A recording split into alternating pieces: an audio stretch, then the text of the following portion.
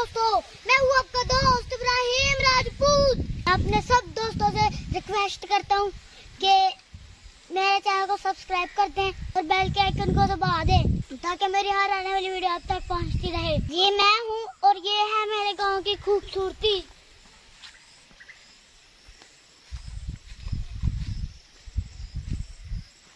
ये बांस तोड़ना, तुम खुद तोड़ लो।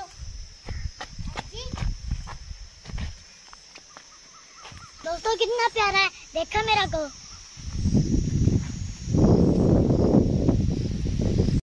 तो अब जो किसान है ना, वो बहुत परेशान है क्योंकि पेट्रोल डीजल सब कुछ महंगा हो चुका है और फसलों पे जो दवाइयाँ और खाद इस्तेमाल होती है वो भी महंगी हो चुकी है। अगर हमारी हुकूमत ने हम पे तवज्जो ना दी तो हमारे गंदम और चावल बहुत महंगा हो जाएगी। अभी से यह गरीब के पहुंच से दूर हो चुकी हैं ये चीजें।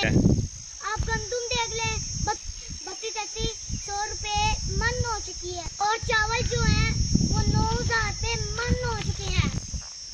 अगर हुकूमत हम पे तवज्जो देगी तो ये खाद चावल गंदम सस्ती आएगी और किसान अपने घर का गुजारा भी कर सकेगा और गरीब आदमी की पहुंच में ये सब चीजें आ जाएंगी।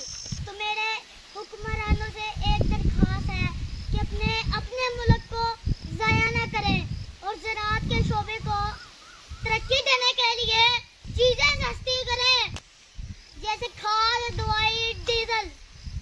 ये जो दुनिया स्टेटस के धूल में पड़ी हुई है कि मैं एक दूसरे से आगे लंघ जाऊं और उसे नीचा दिखाऊं, ये क्यों लगी हुई है?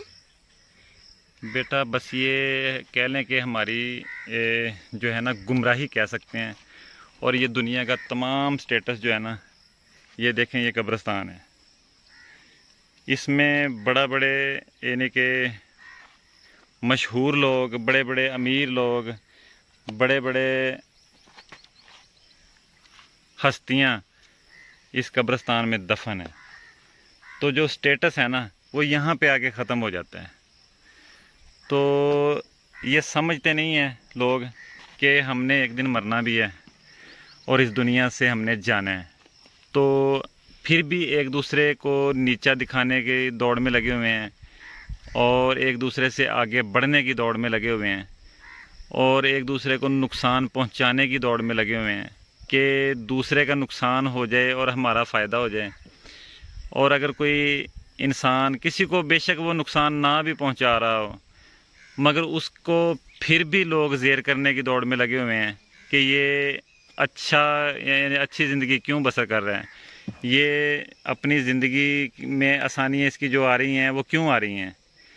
तो ये लोग इस चीज़ को समझते नहीं हैं। तो काश ये लोग इस चीज़ को समझ जाएं तो ये दुनिया जो है ना ये इतनी का आसान हो जाए कि जिसकी इंतहा नहीं।